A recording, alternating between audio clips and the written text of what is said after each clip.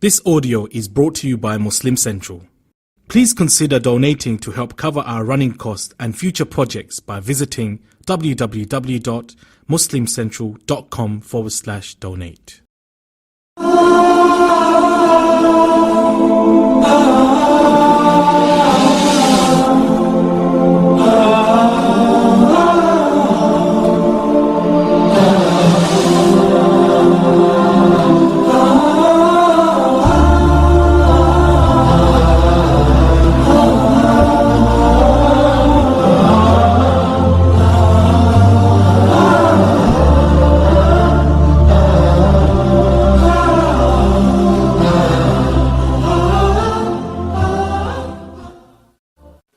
Bismillah, alhamdulillah, wassalatu wassalamu ala rasulillah wa ala alihi wa sahbihi wa man wala.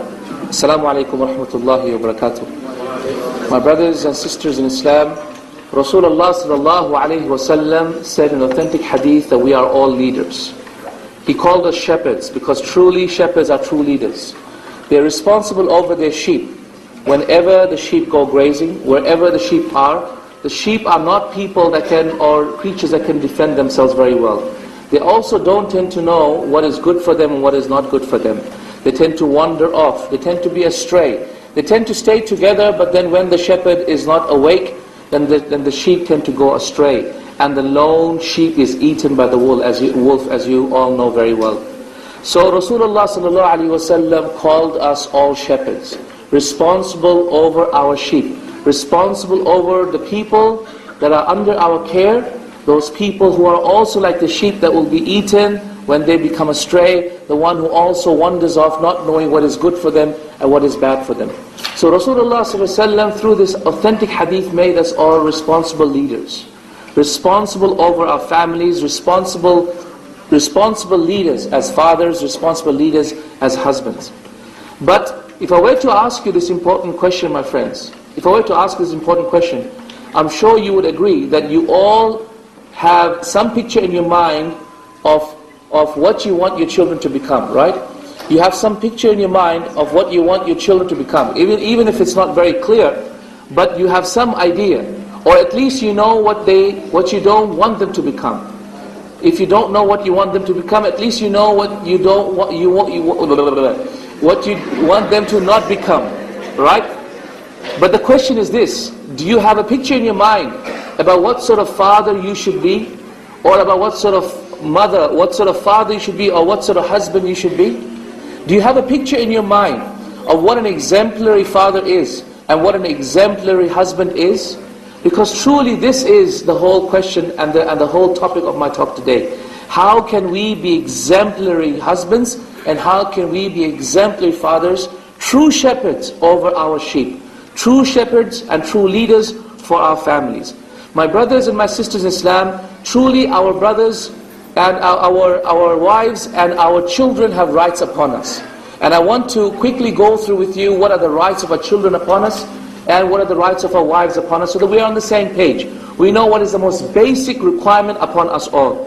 So as fathers, our children have certain rights upon us. What are the rights of our children upon us?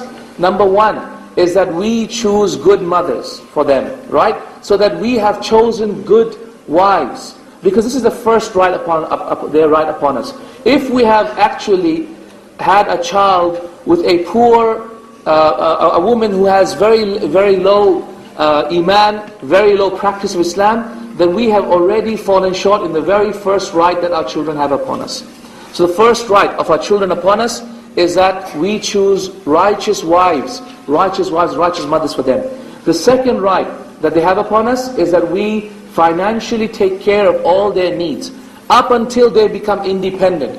And their independence does not happen at their puberty. Their independence happens when they have an alternative source of income. So their right upon us is that we provide for them financially all the way up until they become independent.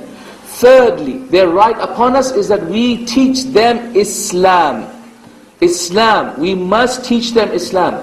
What is the proof that that is an obligation upon the father to teach Islam to the kids? Because of numerous evidences. Evidence number one was that a boy came to Rasulullah, came to Umar radiallahu anhu in his time and said, a man brought his son and said, O Amir al-Mu'mineen, verily my son does not listen to me. So Umar radiallahu anhu turned to the son, and the son said, O Amir al-Mu'mineen, rather my father has not given my rights to me. And from one of the things that he mentioned was that my father never taught me anything about the deen. Anything about the deen. How many fathers do we have here, but Allah has not taught their children a single thing about Islam? How many of us? Perhaps, wallahi, majority of the fathers are guilty of this. They may have taught this, or they may have taught that, but Allah, even the smallest surahs, you don't bother to teach your children sometimes, because we leave it to our wives to teach them. But rather it is our direct obligation, not the mother's obligation to teach them the Qur'an, not the mother's obligation to teach them about the Eids and the celebrations, and about fasting and prayer, and about Allah subhanahu wa ta'ala and His Tawheed. It is directly the father's responsibility. It is directly the father's responsibility. And how will you do this when you yourself do not have sufficient knowledge about Islam? What does that mean about you learning about Islam, and so that you can teach your children? The fourth responsibility, the fourth right that our children have upon us fathers, is that we marry them off early. And by early, as the scholars of fiqh explained it, that we marry them off when they have desire for women. When they have a desire for women, and I don't mean desire just like a normal, flirting with girls. No, we mean proper desire. When they actually need to be with women. And that we marry them off. At what age are we meant to marry them off, therefore? Well, we are meant to marry them off quite early then, in that case. We are meant to marry them off quite early. And this is an obligation upon us. And this is their right upon us by Allah. This is their right upon us. Then there is another right that they have upon us. And that is that we ourselves be righteous and practicing. So that when we ourselves are righteous and practicing, Allah will look after them. Because when we are righteous, just like when Ibrahim was righteous, ﷺ, then Allah looked after his children. Allah looked after his children. But when we are not righteous, then Allah will not look after our children. In fact, it is reported that we know that when the Prophet ﷺ, except when he became a prophet, he sent messengers, right, to two of the kings of the world. Who are the kings? Does anyone remember? First to the king of Rome, the Caesar, right? And then to the Persian king, right? So, do you remember how each one of them tore up, how each one of them dealt with the messenger, or the messenger of Rasulullah ﷺ? As for the Persian king, he tore up the message, right? Is that true or not? And as for the Roman king, what did the Roman king do? He actually contemplated accepting Islam, right? So Shaykhul Islam Ibn Taymiyyah rahimahullah says, listen to this, Shaykhul Islam Ibn Taymiyyah rahimahullah says that because of the way that they were with the message of Rasulullah ﷺ, when the message came to them, Allah either destroyed their progeny or looked after their progeny. And this is the reason why Shaykhul Islam Ibn Taymiyyah says, until now Rome has not been conquered, until his time. Why? Because Caesar with the message of Rasulullah ﷺ was kind and honorable, and he wanted to contemplate actually accepting Islam. As an authentic hadith, the fourth hadith in Bukhari, go and read it.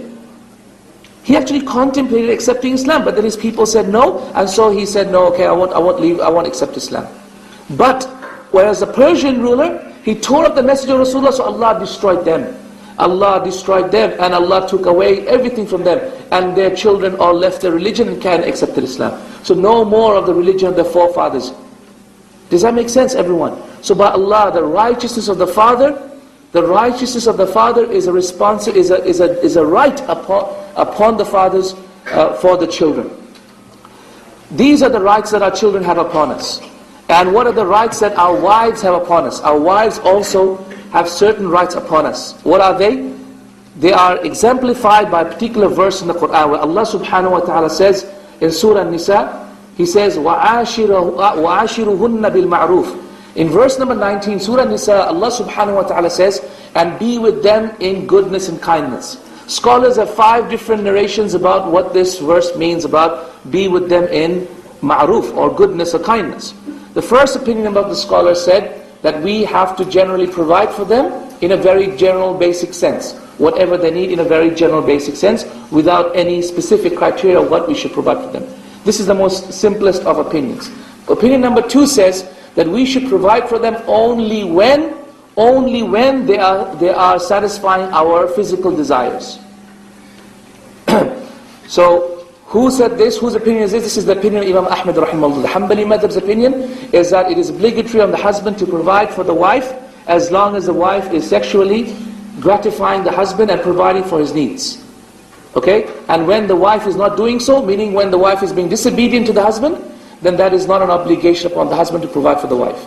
This is the second opinion. The third opinion of the scholars about this hadith about Ashirunna bil Ma'ruf states that we should be with them as the kuffar are with their wives, as the disbelievers are with their wives. So the way the disbelievers are the very basic level, then this is the way that we are with our wives as well. The fourth opinion states amongst the scholars is that we have to, the fourth opinion about being with them in goodness states that we are with our wives at least 1 night in 4 nights. 1 night in 4 nights. Why? Basically because of the fact that we are able to take more than one wife, up to 4. The fifth opinion, which is the strongest opinion, and inshallah is the right opinion, bi'idhnillah, and Allah subhanahu wa ta'ala knows best, is that Allah subhanahu wa ta'ala, if He did not put any qaid, any definition, any limitation to something, then we go back to the customs of the people to define that limit. Right? Right? Does that make sense? So therefore, al-'ada muhakkama, as we say in Arabic. The 'ada or the customs of the people will decide the limits in something where the Sharia has not defined limits. So therefore, the way we are meant to be with our wives is defined by how our customs say. So ask yourself this question: is it customary in Australia for wives to have a car? Yes or no? If the brothers are saying yes, that means it's an obligation upon you to buy your wife a car. So think very carefully when you say yes. Okay? Is it customary in Australia for wives to have a mobile phone? If it is, sisters, is it customary? Of course it is. How is the wife going to call the husband and the husband call the wife? How do you know the food's cooked or not? Come on. So in that case, therefore, it is obligatory on the husband to pay for the wife's phone bill as well. Yeah, because وَعَاشِرُهُنَّ بِالْمَعْرُوفِ, it's a command of Allah. Be with them as ma'ruf is, customary. Does that make sense, everyone? Okay. Is it customary in Australia for the wives to get $100 a day as a stipend from the husband, or income, or whatever, yeah? Spending money. No, come on, I've been here, I live in Australia, I know that is not customary, so this is not required, okay? This is not a right of the wife upon us. Is it customary for the wives, to generally cook for the husband? Yes. Yeah, you can see that chicken tonight. Who's cooking? It's the wife cooking. Right? All the ads, it's usually the wife cooking. So khalas. Therefore, it is the husband's right to expect that from the wife. Okay? Is it customary in Australia for the wives to do the washing as well? Yes. No. You got the car, you have to give something back. Okay? Okay, so again, we go back to the verse. So this is the comprehensive meaning of the verse. And Ibn Qayyim rahimahullah says in his tafsir, he says this is the strongest opinion, which is that we look at the customs of the people to decide what is the right of each other on each one of us, inshallah. Okay? The very basic right. This is the most basic right. The second right of the wife upon us is that we treat our wives with equity. We treat our wives with equity. And equity means that we're equitable to their needs, not equality, because that equality dictates really injustice. But equity dictates justice, because this equity is where you apply justice appropriately. Then her right upon us is that we respect her feelings. We show her kindness and we show her consideration. Her right upon us is that we don't show our wife any aversion to herself or to herself. Her right upon us is that we don't keep our wives with the intention of harming them, but we keep our wives, meaning that we are married to our wives with the intention of benefiting them and loving them. Her right upon us is that we allow her to demand freedom from the marriage, if she cannot bear us anymore, or if she doesn't want to stay within our marriage anymore. And her right upon us is that we sexually gratify her. These are the most basic rights, the most basic rights without which, by Allah, we have not given our wives the most basic rights that Islamic fiqh dictates, Islamic Sharia gives to each one of, to the husband and the wife, right? But really what I'm talking about today is more than that. I'm not talking about just basically giving your wives or your children the most basic thing that is due for them. I am talking about how you can be proper leaders, proper shepherds over your families. What does it mean to be a leader? Do you know what it means to be a leader? Number one, the first thing that it means to be a leader is to actually take the mantle of responsibility and accept it. How many fathers do we have today, and how many husbands do we have today who don't accept the mantle of responsibility of fatherhood? If they accepted the mantle of responsibility of fatherhood, why are they not spending time with their children? If they accepted the mantle of responsibility of fatherhood, why are they always at every single point of time finding every opportunity to leave the home and not be with their families? If they accepted the mantle of responsibility of being a leader over the wife, why do they have no idea of how to guide their wife to become more practicing, more religious, more knowledgeable about Islam? We have not accepted the mantle of responsibility. We must accept it. Because Allah has thrown this upon our shoulders, we have no choice but to accept. So to be a shepherd, we must accept the mantle of responsibility. And this is number one. Point number two, we must have an idea of where we want our families to go. We must have a goal, and we must have an idea or a vision to where we want to lead our family. What do we want our family to become? What sort of people do we want our children to become? And how do we want our wives to meet Allah subhanahu wa ta'ala? In what state should our wives meet Allah subhanahu wa ta'ala? So we must have an idea about the vision or the ultimate vision for our families. We must. This is your role as a father. My brothers in Islam, this is a lecture for you today. This is your responsibility, my friends. This is the challenge upon you. Where will you take your family? This is the most important question that you must answer today. The third responsibility, the third sign of being a true leader is that you are a person, a man of principles and a man of your word.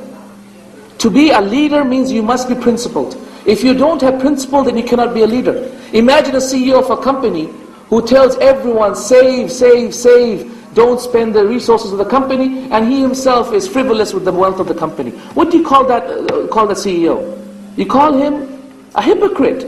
Don't you call him a hypocrite? You don't listen to his leadership. You don't listen to him when he tells you something else next time. This strategy, that strategy, you don't listen to him. In the same way, when the father does not walk the talk, then indeed he loses his mantle of leadership. He loses the mantle of leadership. So, true fathers, true shepherds are people who are principled and who walk the talk. True fathers and true shepherds and true husbands are people that are courageous and brave. You must be courageous and brave. How weakly, measly is that human being who is afraid? I know this brother in Medina, I used to know him, who always used to take a different path all the time. And whenever there was something that he knew that there was some sort of commotion going on in some area, he would take a different path. He was the most afraid person I could ever find. I mean, you know what? Women don't love men that simply have no courage. Leaders are courageous people. They will venture, they will not be reckless and destroy themselves, but they will be courageous in putting their trust in Allah and then venturing and taking their family towards a direction where there may be some danger, but they will protect them, they will put themselves up in front of every one of them. So to be courageous and to be brave is extremely important. Courageous and brave. By courage and brave doesn't mean against an external enemy. It might also mean other things. Like what? Like leaving your job that is paying you good money right now, but the job does not fulfill your vision. Perhaps your vision is to study Islam. But if you continue on in your current job, you're not going to be able to go to Egypt and study Islam, for example. Or study Arabic and Quran. So, you're going to Egypt to study Arabic, Quran. You won't be able to do so if you're actually working now at this point in time. Right? So courage is required for you to leave that job. So a man must be courageous. And a father must be courageous. And a husband must be a person of courage. Ask yourself, are you a person with courage? Are you a person who's willing to take the tough steps and do the tough things? If not, then you have something lacking inside you. A man or a true leader and a true father and a true husband must be merciful and kind. Mercy and kindness is very important. By Allah, how many people do we find they are not merciful and kind? Once the Prophet ﷺ had Hassan and Hussein coming to them and he kissed them. He kissed them and he hugged them. And one of the Sahaba, he said, Ya Rasulullah, you're kissing your children? By Allah, I've never kissed my children. What did the Prophet ﷺ say? He says, Man la yarham la yurham. The one who does not have any mercy, Allah will not have any mercy on him. If you are not merciful with your children, if always you show a stick to them, if always, whenever you come into the home, straight away, there's that fear in their hearts rather than love and mercy and kindness, then by Allah, you've created the wrong impression. You have to be a person of mercy and kindness. And that is what a true father is. That is what a true husband is. Your wife must be able to come and hug you and cry on your shoulders. If she cannot, if she is crying and hugging a pillow, if she is hugging her friend, that's funny, yeah? If she's hugging a female friend of hers and she's crying on her shoulders, then by Allah, you're not merciful and kind enough. You are too hard and harsh with her. Be gentle and soft by Allah. As the Prophet ﷺ said in authentic hadith, right? There is nothing that gentleness is removed from except that it uglies it, makes it ugly and dirty. And there is nothing that gentleness and softness and kindness enters into it except that it beautifies it. So be gentle in your words, be gentle in your action. This is what a true leader truly is. A true leader, a true father, and a true husband who is a true shepherd knows how to delegate and when. He knows that he cannot do everything together. He knows he needs the partnership of his wife and his children in order to make this family work. So he knows what to delegate and when to delegate. So he will delegate the appropriate things and he will not delegate other things. The Prophet ﷺ could have delegated all his household work to his Sahaba who were ready to do anything for the beloved Prophet at the drop of a hat, right? But he did not do so. He also tended to the sheep, he also mended his clothes, he also fixed his shoes. Why did he do so? Even though he could have delegated? Because certain things you just don't delegate. You don't delegate. You have to clean the house, you do it yourself. You don't delegate that away to your wife. Because if you were to delegate that away, then your wife would not be attracted to you. Did you see that episode on TV that said Aussie women are attracted to tradies? Apparently Aussie women are attracted to tradies. You know what? This is apparently the case with all women. Women like husbands that do some household work. They're attracted to them. They're attracted to husbands who say, you know what, I understand what you're going through, wife. Why don't you sit down and I'll do the washing, and I'll do the mopping today, and I'll do the food today. Wouldn't that be amazing? That would be amazing. Amazing by Allah. But that is what the Prophet indeed did. That is exactly what the Prophet did. Did you know that the Prophet, do you know how it's customary now for the woman to feed the man? Right? Or for example, the mothers, like in our culture, for example, the mothers usually take the food and put it around a piece of bread and put it in your mouth. Right? It's a way of kindness and mercy, right? But the Prophet ﷺ used to feed his wives from his own hands, not the other way around. Wow. The Prophet fed Aisha radiallahu anha from his own hands rather than the other way around. And this was well known. Well known to be the practice of Rasulullah ﷺ. That he would feed Aisha from his own hands rather than Aisha feeding Rasulullah ﷺ from the other way around. Okay, so you know what to delegate and when. You don't delegate the most important tasks. Mending that shoe, fixing that broken cupboard, right? Vacuuming the floor. These are things you should not delegate away, because these are things that will make your wife attracted to you. Then you have another criteria for being a true shepherd, is that you know when to share opinions, when to involve your family in a collective decision-making process. In collective decision-making process. You don't just decide, you actually involve them in the decision-making process. You don't say to your wife, I have decided we are doing this. I have decided that's it, it's my house, I'm the leader. If you don't obey me, Allah will get angry with you, so therefore you better obey me. Right? Or something like that. Okay? Okay, and we know, unfortunately, such chronic ways of behaving with your wives, unfortunately, it's rampant in our community. We don't want to do this anymore. We want to be people who know when to involve our wives in what issues, and when to take their thoughts in what issues, inshallah. It's really, really critically important. Rasulullah ﷺ, when the Sahaba were not listening to him, at what point? At the Treaty of Hudaybiyah, if you remember. When the Sahaba did not listen to Rasulullah ﷺ, when he signed the treaty, and they were bewildered because Rasulullah ﷺ gave so much concessions to the disbelievers, and they were bewildered. Rasulullah was angered. He came into the hut and he told Salama, saying, "Oh Salama, the people are not listening to me. Do they not fear Allah? They're not listening to me." So Salama said, "Ya Rasulullah, why don't you shave your head and slaughter your sheep? And people will also do the same as soon as they see you." So that's exactly what the Prophet did. He listened to his wife. He shared the opinion, he shared the most important thing on his mind with his family. And this is what a true leader does. Because you don't have all the answers, my friends, as leaders. You simply have a responsibility, not the answers.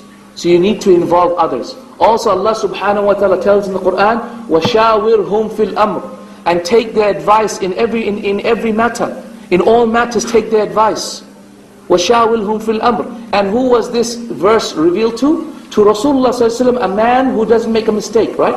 Who doesn't make a mistake in Islam. He could make a mistake in other than Islam, but in matters of Islam, he doesn't make a mistake at all. He is ma'soom, right? He doesn't make a mistake in matters of Islam. Yet, this was a man who doesn't make a mistake in Islam, still told to take the advice of people who do make mistakes, the Sahaba. So what is, therefore, how important, therefore, do you think it is for people like us who do make mistakes to take advice from also other people who also make mistakes? So that collectively our wisdom may be better. Collectively our guidance may be better. And there's barakah in shura, in listening to your wife, listening to your children, and sharing thoughts with them. A true father and a true husband, my brothers and sisters in Islam, motivates their family. Motivates them. Instills excitement in them. Energizes them. A father who spreads dread and dullness in the family is not a true shepherd.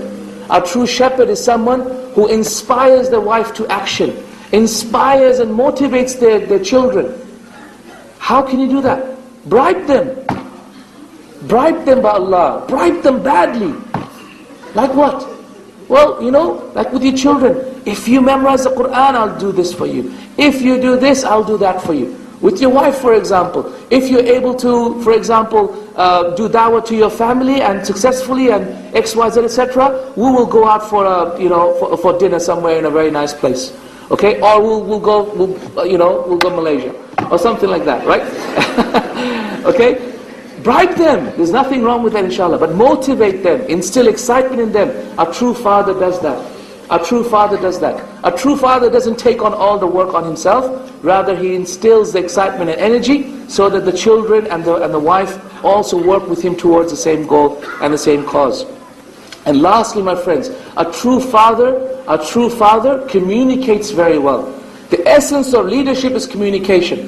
The essence of leadership, Maxwell says in his books regarding leadership, 99% of leadership is communication.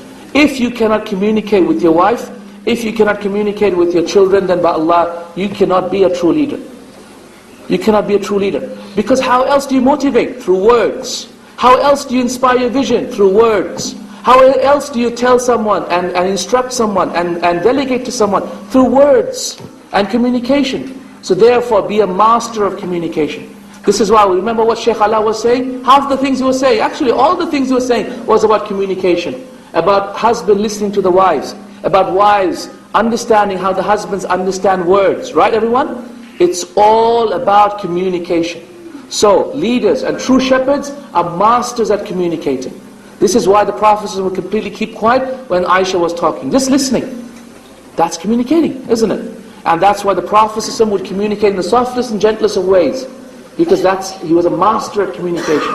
So master communication, and you'll master the art of leadership by Allah. You'll master the art of leadership. My brothers and sisters in Islam, I want to give you some examples of exemplary fathers and husbands by Allah. Exemplary fathers and exemplary husbands. And think about how you can imitate them by Allah. The Prophet ﷺ, look at his resolve Look at his resolve. When the Quraysh came and said, Ya Muhammad sallallahu, we will let you be king over Quraysh and we will worship your God for 1 year and you worship our God for another year.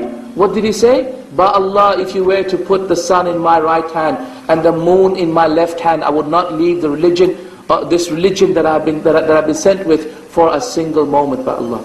Look at the resolve he had. What do you think Fatima took from that? What do you think the Prophet's children took from that? What do you think the Prophet's wives took from that? Firm resolve till the end. We are a family who is led by a man who is not going to compromise at all for a single moment on his principles. So we are going to stick with heaven or hell. We're going to stick till the end. Till the end, with all difficulty and all hardship. This is what they understood from a father or a husband who spoke like that. Resolve, resolve. Look at the Prophet and his courage. Look at the Prophet and his courage. The Prophet always the most deepest into the ranks of enemy. How do you think his children would have been? How do you think his wives would have been? The Prophet and his giving and his kindness and mercy in giving charity. The Prophet had nothing to eat, yet he would give everything in charity. The Prophet had nothing to eat, yet he would give everything that was given to him so that he could come out of his level of poverty, he would give it away. What do you think that made his wives be? This is why his wives used to give so much and so much. It is reported that in the time of Umar radiallahu anhu, when the ghanaim of Iraq came through, when the booty, war booty from Iraq in the Persian War of Qadisiyah came through, that when Umar radiallahu anhu divided up the war booty, Aisha radiallahu anha got the equivalent of more than $10 million in our time. The equivalent of more than $10 million in our time in gold coins. The equivalent of it, okay? And so, therefore, and what happened was Aisha radiallahu anha, that the nightfall did not come except that she had given it away. Nightfall had not come except that she had given it away. Where did she learn this from? She learned it from Rasulullah sallallahu alaihi wasallam. A man who hardly finished his salah and ran away into his hut and then came back. And the Sahaba said, Ya Rasulullah, what happened? You just finished your salah and you went away and you came back. He said, by Allah, in the salah I remembered a gold coin that I had in my home. I remembered a gold coin that I had in my home, and I did not want to finish any moment of time except that I'd given it away in the cause of Allah. Ya salam. This is what they learned from their husband. This is what they learned from their father. This is a true shepherd, and this is the example that he led. And this is why Aisha radiallahu anha was like this. And this is why Fatima radiallahu anha was like that. Let me tell you how Fatima learned charity from her father. It is reported in authentic narration that once Ali radiallahu anhu went back home to Fatima after having carried water on his head from the well of Medina and for other people, and gotten back a little, about 2 loaves of flour. And with that, Fatima radiallahu anha made 2 loaves of bread. 1 loaf for her and Ali, 1 loaf for the children, and 1 loaf for Ali radiallahu anhu, and 1 loaf for her and the children. And I believe they made 3 loaves. Ala kulli hal, what happened was 1 for Ali, 1 for Fatima, and 1 for the children. It was 3 loaves of bread. But what happened was, at that point, a beggar came past, and so Fatima gave them 1 piece. And a prisoner of war came past, and they gave them 1 piece. And another poor person came past, someone from the family member, and they gave back 1 piece. They had nothing to eat, and they went to they went to sleep. These were the people of Jannah going to sleep without any food at all in this life. So what happened? So Allah revealed a verse. What verse was it? وَيُطْعِمُونَ الطَّعَامَ عَلَى حُبِّهِ مِسْكِينًا وَيَتِيمًا وَأَسِيرًا إِنَّمَا نُطْعِمُكُمْ لِوَجْهِ اللَّهِ لَا نُرِيدُ مِنْكُمْ جَزَاءً وَلَا شُكُورًا. So Allah revealed this verse. What is this verse? Allah says, and they feed the poor, the orphan, and the orphan, the poor, and the prisoner of war. And they say, verily we feed you for the sake of Allah, we don't want from you any reward or any thank you. Do you know in these verses, in this surah, Allah did not mention Hurul Ain at all. Do you know, whenever Allah mentions verses of Jannah, He always mentions Hurul Ain, except in this verse. Do you know why? Ibn al-Jawzi rahimahullah says in Zad al-Musir, he says Allah loved Fatima's action so much that He did not mention the Hurul Ain in these verses because He knew of the jealousy of Fatima. and he did not want to offend her at all. And by Allah, it is for this reason why the only verses about Jannah in the Quran that does not mention Hurul Ain at all. Ya salam. Ya salam. Amazing by Allah. Where did Fatima learn this charity? From her father, Rasulullah sallallahu alaihi wasallam. From her father, Rasulullah sallallahu alaihi wasallam. Let me give you more examples in the next 5 minutes that I have with you before Salah. The Prophet sallallahu alaihi wasallam and his mercy towards Aisha radiallahu anha. True mercy, as we said, husbands and fathers are absolutely merciful. Aisha radiallahu anha was once arguing with Rasulullah sallallahu alaihi wasallam. At that point, Abu Bakr heard the arguing and came in. When he came into the hut, and this is an amazing incident, listen to it, wallahi, the heart melts talking about this incident. Abu Bakr radiallahu anhu walked into the hut whilst Aisha radiallahu anha was raising her voice against Rasulullah sallallahu alaihi wasallam. So at that point, Abu Bakr said, oh Aisha, what's going on? Why are you raising your voice? So at that point, Rasulullah sallallahu alaihi wasallam turned to Aisha and said, should I tell your father about what's going on? So Aisha radiallahu anha said, yes, tell him, but don't speak except the truth. Wow. So what do you think Abu Bakr did? Abu Bakr got angry, and he went and he hit Aisha, and he kept on hitting her, and he said, how dare you? How dare you say about Rasulullah sallallahu alaihi wasallam? Does he speak except the truth? And so what happened was Rasulullah sallallahu alaihi wasallam started shielding Aisha from Abu Bakr, and Aisha hid behind Rasulullah. Subhanallah. And then Rasulullah sallallahu alaihi wasallam ordered Abu Bakr to leave the hut. Listen to this. He ordered Abu Bakr to leave the hut, and then he turned towards Aisha, and look at this, and he apologized for the behavior of Abu Bakr towards her. Who was the one who was wrong? Aisha radiallahu anha. Right? But who is the one who's apologizing? Rasulullah sallallahu alaihi wasallam. إِنَّكَ لَعَلَى خُلُقٍ عَظِيمٍ اللَّهِ. Verily you are upon exalted character. Even Allah the Great is amazed with His character. Amazing, isn't it? Subhanallah. This is the kindness and mercy. May Allah make our husbands and our fathers as merciful as Rasulullah sallallahu alaihi wasallam was towards them. Subhanallah. And Rasulullah sallallahu alaihi wasallam was truly a man who had the highest level of empathy towards his children. So much so that he disapproved of Ali radiallahu anhu taking a second wife, whilst Fatima radiallahu anha was alive. Why? Because he did not want to offend his daughter, and he said, whoever offends Fatima has offended me.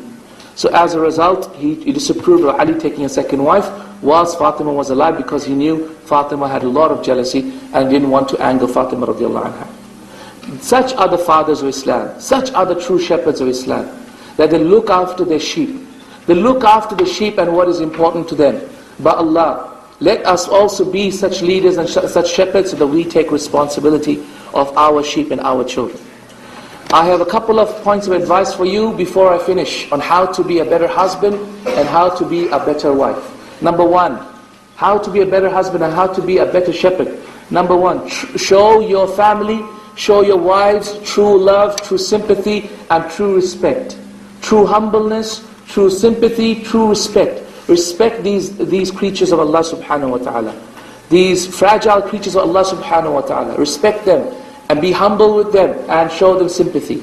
But Allah show them genuine kindness from the bottom of the heart. And they will see it and they will feel it. They are quite sensitive individuals, and they will know it when you truly are doing your best to show your best side, inshaAllah. So show them genuine kindness and genuine gentleness and genuine care.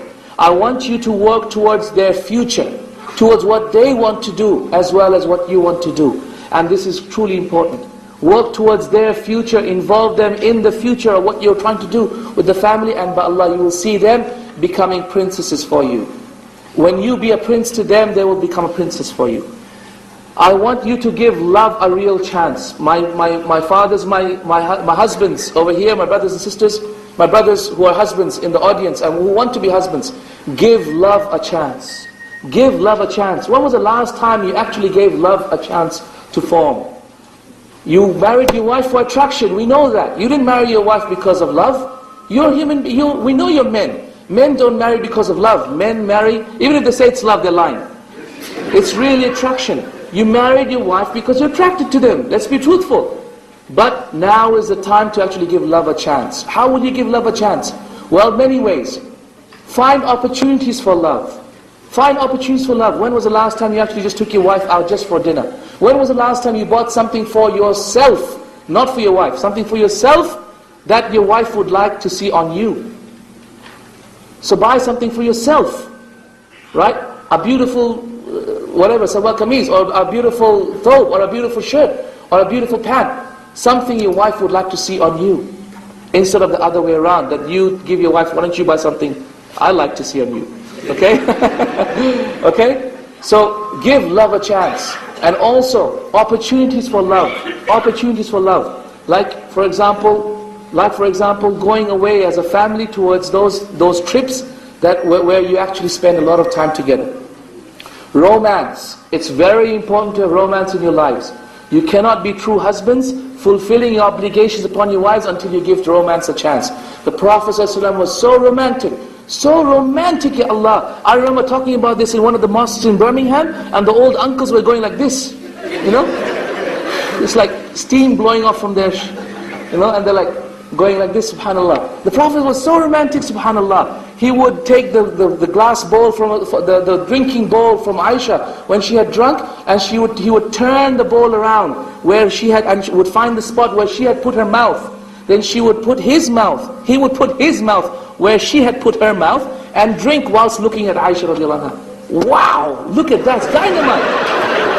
Dynamite, subhanallah. Romance. And Aisha, what would he call Aisha? He would call Aisha, Ya Humayra. Ya Humayra. What does Humayra mean? Humayra means the little red one. Why little red? Well, she was little because she was small.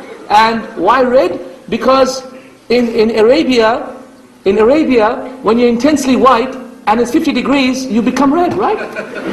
So that's why they would call her Humayra, because she was intensely white, and she would like to be called white because white was synonymous with pretty.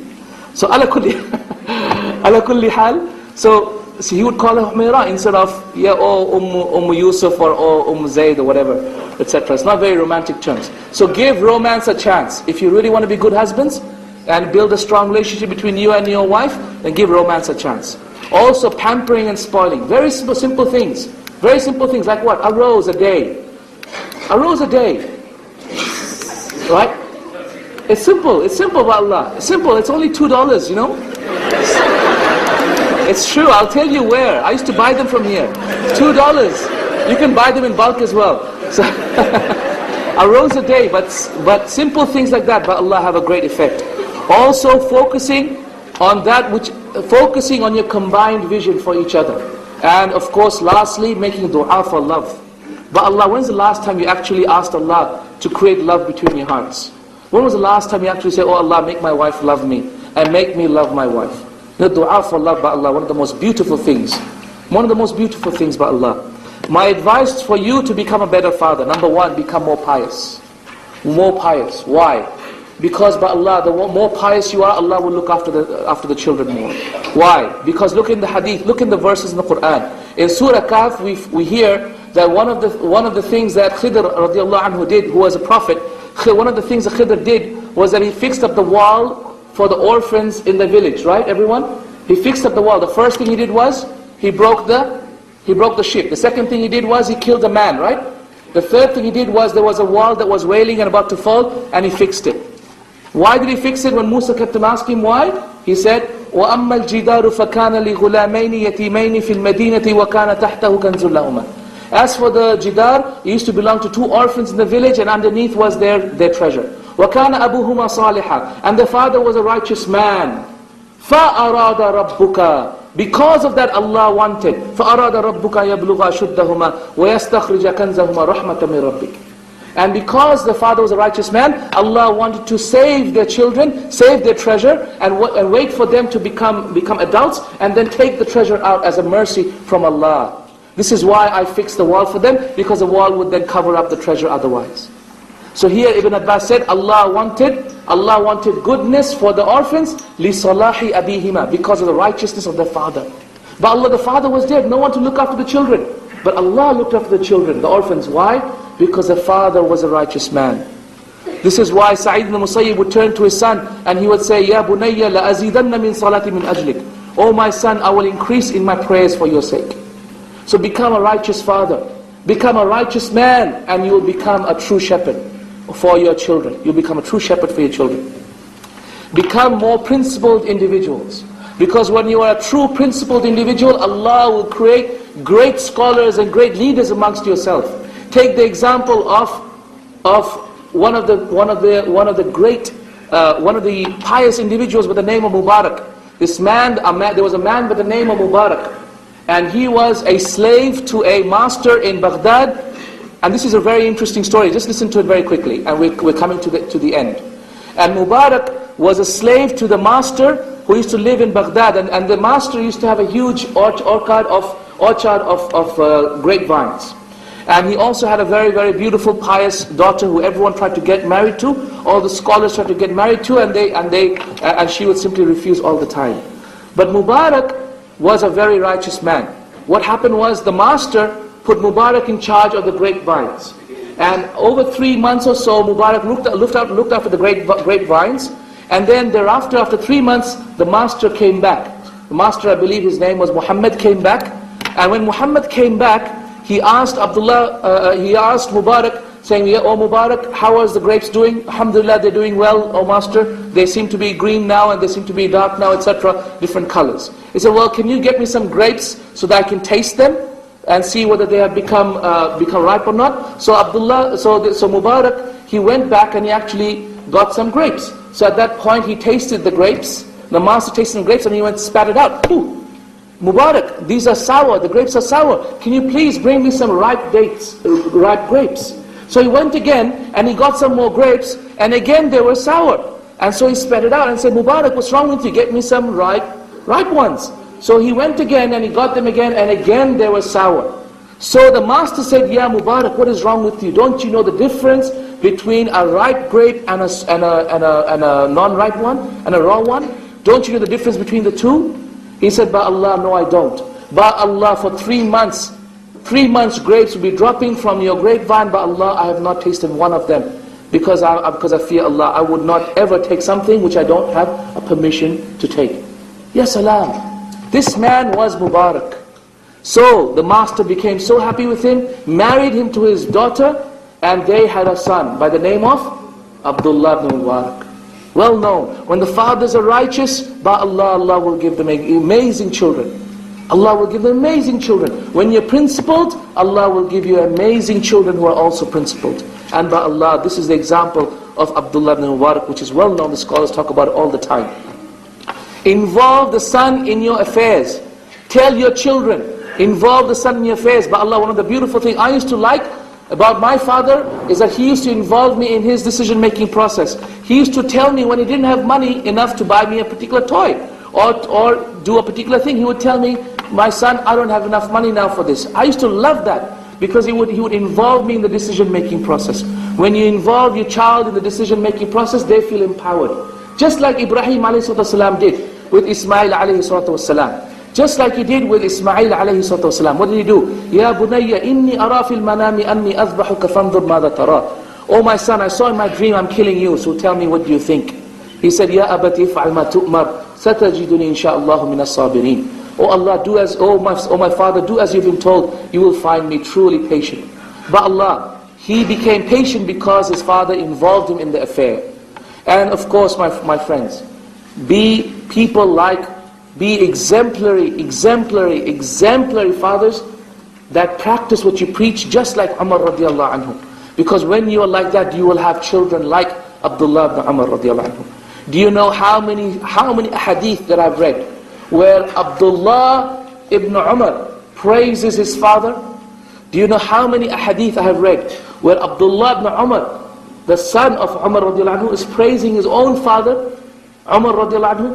Ya salam, every time I've read it, my shaykh would say, "Ya Allah, give us children who will one day praise us as well, who will one day make dua for us, just like Abdullah used to do for his own father." Ya salam. How much? You know the beautiful authentic hadith. What an amazing man was Umar, as Abdullah said. He said, what an amazing man was Umar.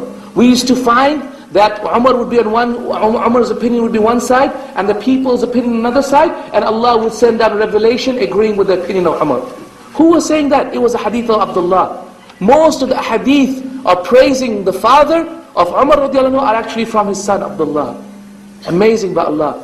May Allah give us children one day who also think their fathers are heroes. May Allah give us children, and may Allah make us the heroes for our children, so that our children may also speak our praises when we pass away. Not praises in front of people for pride, but praises because of the principle and the values that we lived by Allah. So that people may learn from us and learn from our examples. May Allah give us such beautiful wives and such love and affection between us and them, that they cry the day we pass away with the crying of a woman who has lost her soulmate. Just like Aisha radiallahu anha cried on the day that Rasulullah sallallahu alaihi wasallam passed away, and even though the Prophet's corpse was next to her, she said, Wallahi, it is as if I can see in front of me the Rasulullah sallallahu alaihi wasallam coming to me, and I can see the glistening of the perfume in the parting of the hair of my beloved Rasulullah sallallahu alaihi wasallam. Amazing, amazing by Allah. This woman, tremendously in love with Rasulullah sallallahu alaihi wasallam, waiting for the day when she'll be joining him in Jannah, inshallah. And these, my brothers and sisters in Islam, are the examples of true shepherds, true fathers and true husbands by Allah, that are true leaders over their families. May Allah give us the blessings and the tawfiq to be like them, inshallah. Jazakumullah khair.